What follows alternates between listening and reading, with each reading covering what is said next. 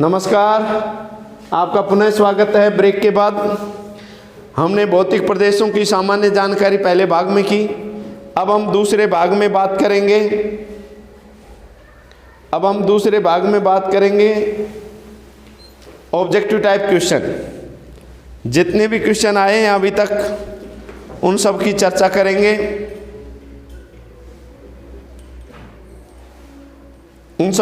करेंगे। चलिए शुरुआत करते हैं। सबसे पहले बात करते हैं कि राजस्थान को कितने भौतिक प्रदेशों में बांटा गया है? कितने में बांटा गया है? 4 भौतिक प्रदेशों में बांटा गया है। बिल्कुल ठीक है। नेक्स्ट क्वेश्चन है, किन 2 जिलों में जुरासिक काल, कौन से काल की? जुरासिक काल की बताओ चट्टानें पाई गई हैं। जुरासिक काल की चट्टानें कौन सी? जल्दी बताइए। जैसलमेर, वेरी गुड, शाबाश। अब इसके बाद हम बात करेंगे क्वेश्चन नंबर 3, वागड़ प्रदेश में कौन सा जिला शामिल नहीं है? नहीं, अलवर नहीं है। बिल्कुल सही है भाई। एक तो बांगड़ प्रदेश है, एक वागड़ प्रदेश है। बांगड़ प्रदेश में ये 3 जिले शामिल हैं, सीकर, झुंझुनू, चूरू। इसको तो कहते हैं बांगड़। और एक आगे और आएगा वागड़। वागड़ कौन सा है? डूंगरपुर, बांसवाड़ा। कौन सा है? डूंगरपुर, बांसवाड़ा तो वागड़ प्रदेश कहलाता है। वहाँ वागड़ी बोली बोली जाती है। केवल वह और बै का ही अंतर है। और बांगड़ प्रदेश कौन सा कहलाता है? ये शेखावटी वाला जो क्षेत्र है ये वागड़ प्रदेश कहलाता है, बांगड़ प्रदेश कहलाता है। चलिए नेक्स्ट, जुरासिक काल से संबंधित नहीं है ये लो। अब बताओ। अंबुर समूह, बैसाखी समूह है, लाठी समूह है, जैसलमेर समूह है, ये सब जुरासिक काल के हैं। जैसलमेर के तट पर समुद्री अतिक्रमण निम्न में से किस कल्प में प्रारंभ हुआ? उत्तर कौन से? जुरासिक काल में। पश्चिमी रेतीले प्रदेश में,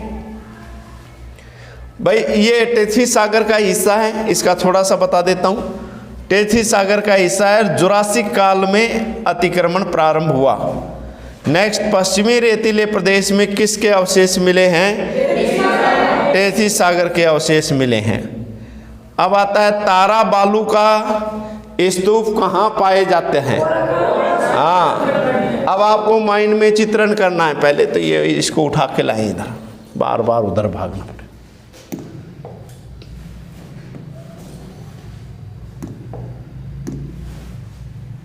तारा बालूका का मतलब ये है, इसकी आकृति ऐसी होती है। ये आकृति के बालू का स्तूप, रेत के टीले ऐसे हैं। तो तारा बालूका कहाँ है?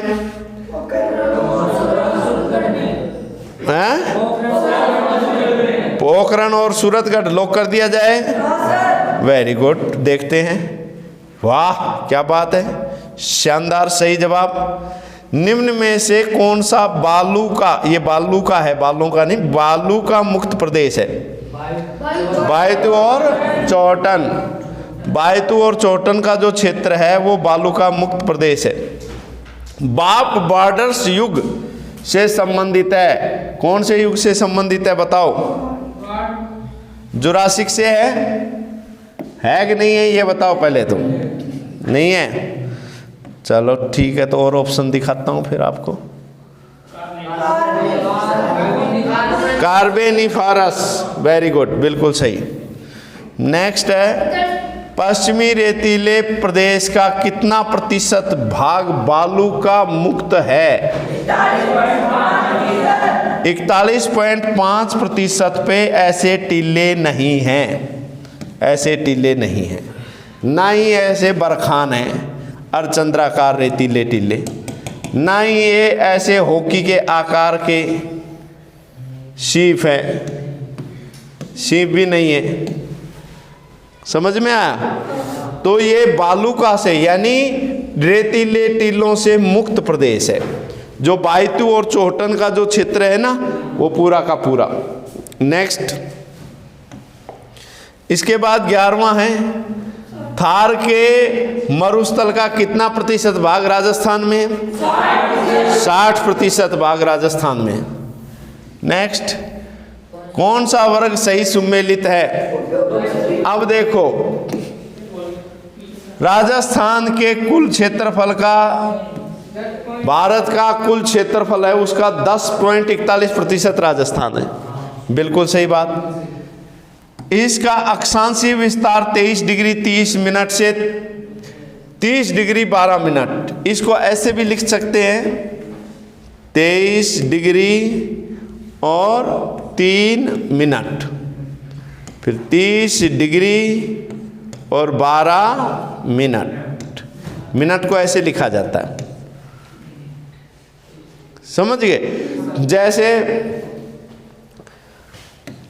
360 डिग्री है, वो कितने घंटे के बराबर है? 24 घंटे के बराबर है। समझ में आया ना? 15 डिग्री में 1 घंटा होता है। कितने डिग्री में? 15 डिग्री में 1 घंटा पृथ्वी घूम जाती है, तो 24 घंटों में 15 चौका 60, 6 15 दूनी 30, 6 36, यानी 24 घंटों में कितने डिग्री घूम जाएगी? 360। समझ में आया ना? अब इसको, ये है 69 डिग्री 30 मिनट से 78 डिग्री 17 मिनट, ये देशांतरीय विस्तार है। तो सारे कथन सही है। नेक्स्ट, सीडिकुस लिलोन पशुओं का मेवा किस क्षेत्र में पाया जाता है? बताओ। लाठी series. Very good, very good, very good. चौथा ऑप्शन भी नहीं लिया आपने। तो ये जो लाठी सीरीज है, इसमें भूगर्भ जल पट्टी पाई जाती है ना? भूगर्भ यानी जमीन के नीचे जो है वो जल है, जमीन के नीचे जल है। और ये जल किसका माना गया है? सरस्वती नदी का। किस नदी का माना गया है बच्चा? सरस्वती नदी का जो जल है वो खोजा गया है लाठी सीरीज में, और बहुत सारे ट्यूबवेल बन गए हैं वहाँ, बहुत सारे ट्यूबवेल बन गए हैं, बहुत शानदार पानी निकाल दिया गया है सरस्वती का मीठा। वहाँ पूरा का पूरा पानी खारा है, लेकिन सरस्वती की जलधारा जो समुद्र में मिलती थी, समुद्र ही था पूरा पहले, फिर क्या है, उथल पुथल हुआ और उसके बाद क्या बन गया? रेगिस्तान बन गया। तो समुद्र का जल कैसा होता है? खारा होता है। लेकिन नदी जो समुद्र में गिरती है उसका जल कैसा होता है? मीठा होता है। तो पूरे रेगिस्तान में हम जहाँ भी जल खोजते हैं तो खारा निकलता है। और आपने देखा होगा सांबर झील, कौन सी झील? सांबर झील है, वो टेथिस सागर का अवशेष है। किसका अवशेष है? टेथिस सागर का अवशेष माना जाता है, इसीलिए तो सांबर झील में खारा पानी। समझ में आया? ओके, आगे चलो। मीठे पानी की भूगर्भ जल पट्टी के लिए कौन सा क्षेत्र प्रसिद्ध है? लाठी क्षेत्र, अभी बात करी ली।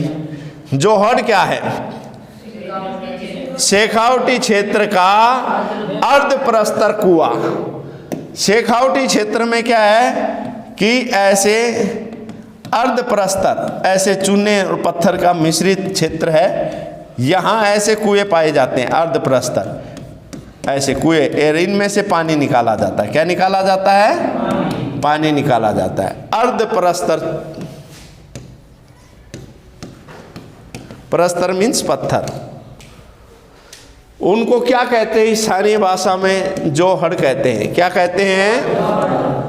और अपने जैसे पूर्वी राजस्थान में जोहड़ किसको कहते हैं? जो गांव के बीच में तालाब होता है ना, उस तालाब को पूर्वी राजस्थान में जोहड़ कहते हैं। जैसे हमारे अलवर में उसको जोहड़ बोलते हैं।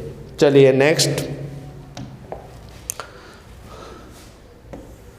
किन जिलों में अनुप्रस्थ टीले पाए जाते हैं? बीकानेर और गंगानगर। इसकी चर्चा हम पहले कर चुके हैं पहले भाग में। पश्चिमी रेतीला टीला प्रदेश का क्षेत्रफल लगभग कितने किलोमीटर है? बिल्कुल बिल्कुल बिल्कुल, 1,79,79,25,067, 1,79,25,067 है पश्चिमी रेतीले प्रदेश का क्षेत्रफल। समझ में आया? नेक्स्ट,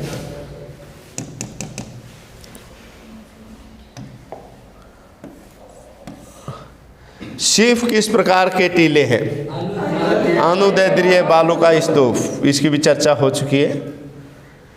निम्न में से कौन सा पश्चिमी रेतीले मरुस्थल का भाग नहीं है? वागड़ प्रदेश नहीं है। वागड़ प्रदेश कौन सा है? देखो, ये जैसे अपना ये राजस्थान है नीचे का, है ना, ये क्या है? डूंगरपुर है, और ये क्या है? बांसवाड़ा है, और ये क्या है? प्रतापगढ़ है, और ये क्या है? ये चित्तौड़गढ़ आ गया। तो ये प्रतापगढ़ और बांसवाड़ा के जो बीच का क्षेत्र है, इस क्षेत्र को तो हम कहते हैं 56 का मैदान। किसका मैदान? यहाँ 56 नदी नालों का समूह है, इसीलिए बांसवाड़ा और प्रतापगढ़ के बीच का जो क्षेत्र है वो 56 का मैदान है। इसको याद रखोगे कि प्रताप ने अगर बांस उठा लिया तो 56 मैदान से भाग जाएंगे। प्रताप ने अगर बांस उठा लिया तो, हाँ, माइंड में चित्रण करो, ये महाराणा प्रताप है, और महाराणा प्रताप ने अगर बांस उठा लिया तो क्या होगा भाई? मैदान छोड़ के भाग जाएंगे दुनिया। 56 भी मैदान छोड़ के भाग जाएंगे। और अब बात है वागड़ प्रदेश की।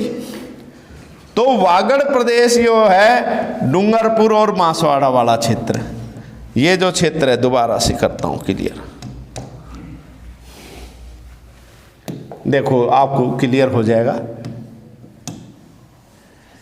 ये राजस्थान का, ये तो बांसवाड़ा हो गया, ये डूंगरपुर हो गया, ये जो पूरा क्षेत्र है ये वागड़ क्षेत्र कहलाता है। क्यों भाई? बांसवाड़ा नरेश, वागड़ी बोली बोलते हैं ना तुम्हारे, बोलते हैं ना? ये पूरा का पूरा वागड़ क्षेत्र है। बांसवाड़ा का एक बच्चा भी अपने पास है, तो ये वागड़ क्षेत्र है। और ये डूंगरपुर है, इसमें पर्वत हैं, इसलिए पर्वत को स्थानीय भाषा में मेव कहा जाता है।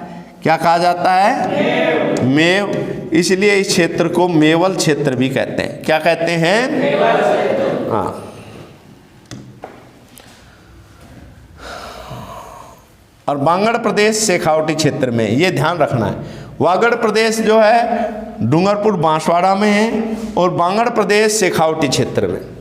अकलवुड फॉसिल पार्क या जीवाश्म पार्क, या लकड़ी का जीवाश्म भी बोलते हैं, कास्ट पार्क, जो है वो कहाँ है? कहाँ है? जैसलमेर में।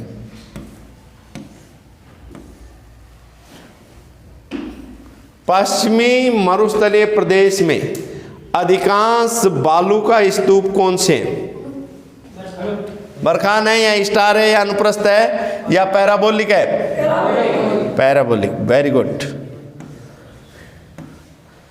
बीकानेर में पूगल के चारों तरफ कौन से बालू का स्तूप फैले हुए हैं? अनुप्रस्थ बालू का फैले हुए हैं, जो सींफ की आकृति के होते हैं। किस क्षेत्र में कुबड़ पट्टी फैली हुई है? नागौर अजमेर। आपको पता है ये कुबड़ पट्टी क्यों है? कि यहाँ जो लोग हैं ये ऐसे कुबड़े हो जाते हैं बेचारे। ये देखो, ये कुबड़ा निकला है ना, इसके ऐसे कुबड़े हो जाते हैं, क्योंकि पानी में फ्लोराइड की मात्रा ज़्यादा है। किसकी मात्रा ज़्यादा है बच्चा? फ्लोराइड की मात्रा के ज़्यादा होने के कारण लोग कुबड़े हो जाते हैं। इसलिए नागौर और अजमेर के ये जो बीच का क्षेत्र है वो क्या कहलाता है? कुबड़ पट्टी। क्या कहलाता है? कुबड़ पट्टी। समझ में आया?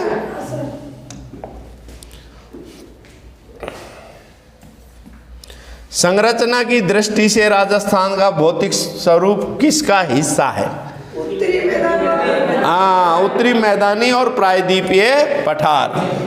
अब देखो, ये जो उत्तरी मैदानी की बात करें, ये पूरा अपना अरावली क्षेत्र और पश्चिमी रेतीला प्रदेश, और ये इधर जो है पूर्व का कौन सा, पूर्वी मैदानी प्रदेश है ना, पूर्वी मैदानी प्रदेश, ये सब किसके हिस्से हैं, ये तो हैं उत्तरी मैदानी के हिस्से।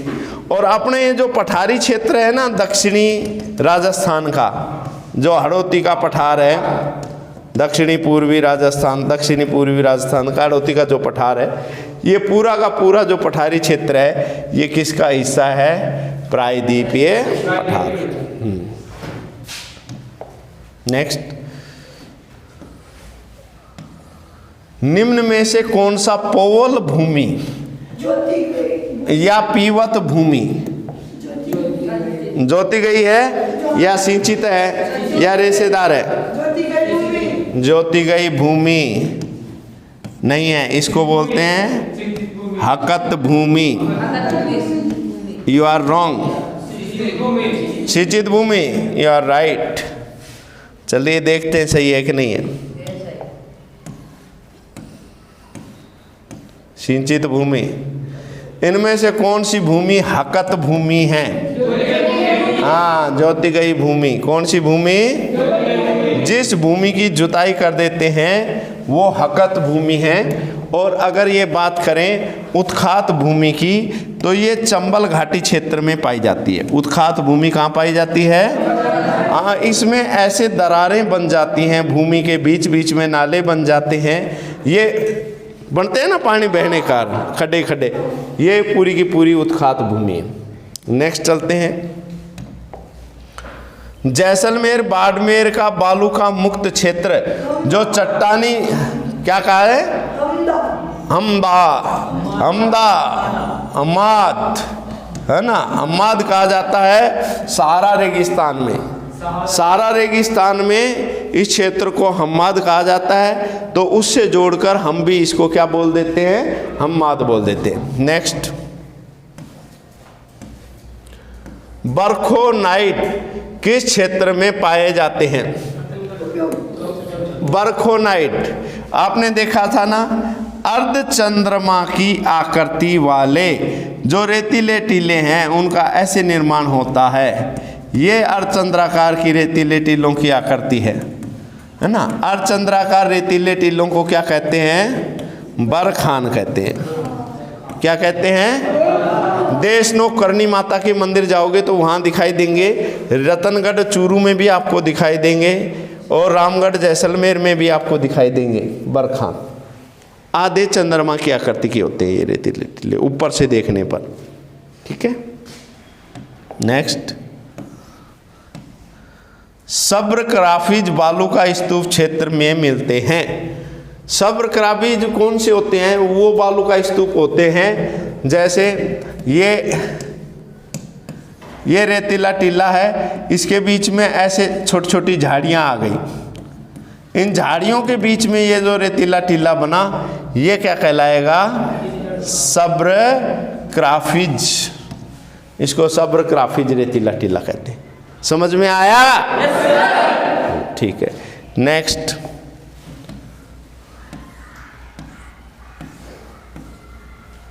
जैसलमेर क्षेत्र में प्लाया झील पाई जाती है।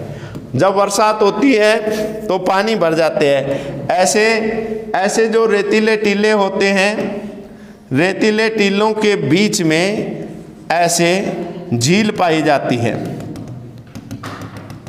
उन झीलों को क्या कहते हैं? खडीन। क्या कहते हैं? अब ऐसे चित्रण कर लेना है, जैसे खड़ा हो, जैसे क्या हो? जैसे दो टीलों के बीच में खड़ा हो, जैसे दो टीलों के बीच में क्या हो? जैसे दो टीलों के बीच में क्या हो? जैसे दो टीलों के बीच में क्या है? खड्डा है। अब खड्डा है तो इसका मतलब ये है दो टीलों के बीच में खड्डा है, तो सबसे ज़्यादा खडीन कहाँ पाई जाती हैं? ठीक है। तो इन प्लाया झीलों को क्या कहते हैं? खडीन कहते हैं। क्लियर? नेक्स्ट, मरुस्थलीय क्षेत्र में नम क्षेत्र पाए जाते हैं, निम्न में से कौन सा नम क्षेत्र है? थोप बाड़मेर बिल्कुल सही है, थोप बाड़मेर में भी नम क्षेत्र है, बाप जोधपुर में भी नम क्षेत्र है, पोखरण जैसलमेर में भी, उपर्युक्त सभी। नम क्षेत्र का मतलब होता है कि ऐसे जैसे कच्छ रण प्रदेश है ना, वैसे ऐसे रण प्रदेश है, ऐसे ऐसे। इनको टाट झील भी कह देते हैं। क्या कह देते हैं? टाट झील भी कह देते हैं, रण क्षेत्र भी कह देते हैं, नम क्षेत्र भी कह देते हैं। Okay, next. सबसे ज्यादा बेकार भूमि, जैसे बेकार पड़ी है, भूमि जैसे बेकार पड़ी है, ऐसे माइंड में चित्रण कर लो, भूमि जैसे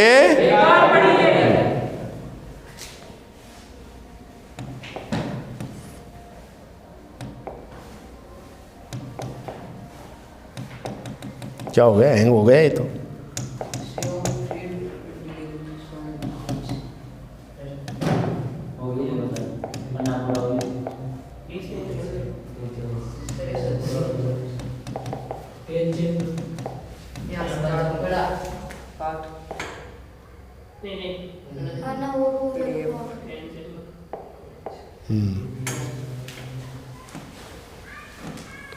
अरावली पर्वतमाला किस काल की है? किस काल की है? प्री कैम्बियन काल की है। किस काल की है? प्री कैम्बियन काल की है। वर्तमान अरावली पर्वतमाला किस रूप में है? अवशिष्ट के रूप में। किस रूप में है? अवशिष्ट के रूप में है। अरावली पर्वतमाला प्री कैम्बियन काल की है एक तो, और एक इसको चित्रण करो आप, देखो चित्रण करोगे जब और भी अच्छा होगा। चित्रण करो, जैसे आपने चित्रण किया,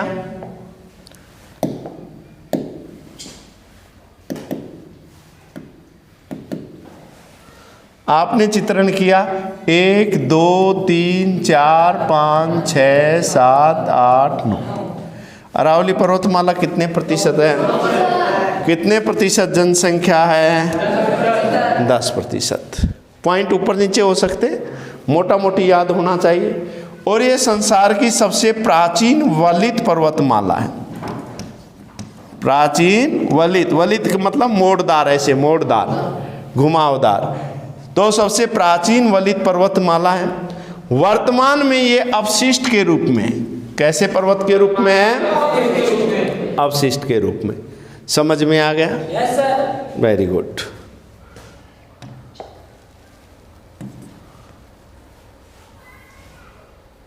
अरावली पर्वतमाला के बारे में कौन सा कथन असत्य है? अरावली पर्वतमाला की कुल लंबाई 692 किलोमीटर है और राजस्थान में ये दब गया इधर 550। ठीक है। अरावली पर्वतमाला विश्व की सबसे प्राचीनतम वलित पर्वतमाला है। सही है। अरावली पर्वतमाला कुल भौतिक प्रदेश का लगभग 9% है। सही है, सभी सही है। ठीक है, ओके। 550 है ना।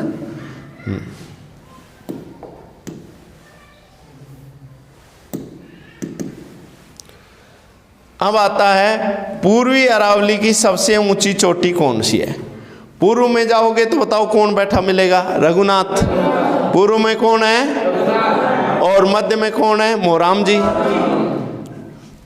मध्य में मोराम जी, मध्य में मोराम जी, मध्य में मोराम। पूर्व में रघुनाथ, पूर्व में, और दक्षिण में गुरु।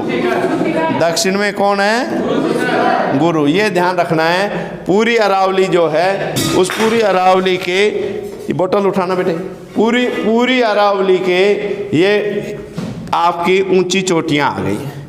तो पूर्व में रघुनाथगढ़, मध्य में मोराम जी और दक्षिण में गुरु शिखर। और गुरु शिखर संपूर्ण अरावली की भी सबसे ऊंची चोटी है। क्लियर?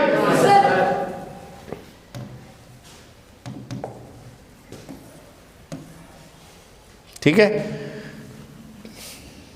रघुनाथगढ़, मध्य अरावली की मोराम जी, तो अपन ने याद कर ही लिया मध्य मोराम जी। पूर्वी अरावली की सबसे ऊंची चोटी रघुनाथगढ़, तो पूर्व में रघुनाथ है, मध्य में मोराम है और दक्षिण में कौन है? गुरु शिखर, दक्षिणी अरावली की गुरु शिखर। ओके, निम्न में से कौन सा दर्रा अजमेर में स्थित नहीं है? झीलवाड़ा है, कछवाली है, पीपली है, अरनिया है, ये सभी ब्यावर में हैं और सारे के सारे दर्रे अजमेर में हैं। अरावली पर्वतमाला के बारे में क्या सत्य है? अरावली पर्वतमाला प्री कैम्बियन काल की है, बिल्कुल सही। वलित पर्वतमाला है, ये भी सही है।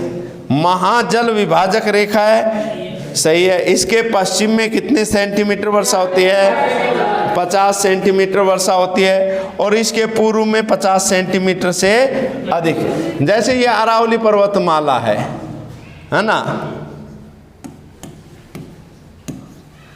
इसके जो पश्चिम में है इसमें 50 सेंटीमीटर से कम वर्षा होती है और खुद पे कितनी होती है अरावली पे? 50, और इसके पूर्व में 50 से अधिक होती है। समझ में आया? इसलिए, और फिर आपको बताया था बोराट का पठार, वो जल विभाजक है, यानी बंगाल की खाड़ी से आने वाली मानसूनी हवाएं उसको टच होते वापस घूम जाती हैं और उधर अरब सागर से आने वाली हवाएं उसको टच होके उधर घूम जाती हैं। इसलिए उसको क्या कहा गया है? जल विभाजक कहा गया है। क्या कहा गया है?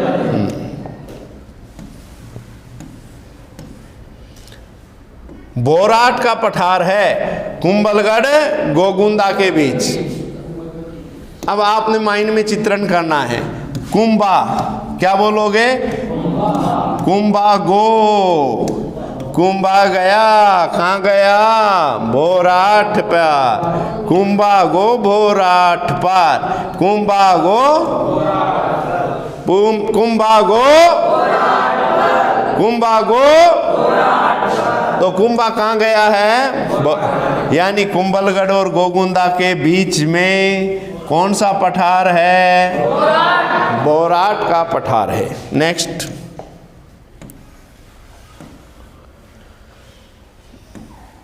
बोराट का पठार का स्कंद प्रसिद्ध है। अब किसके लिए प्रसिद्ध है? जल विभाजक के रूप में। मैंने कहा ना, ये अरावली पर्वतमाला है, ये जो है ये बोराट का पठार है। कौन सा पठार है? बोराट का पठार है।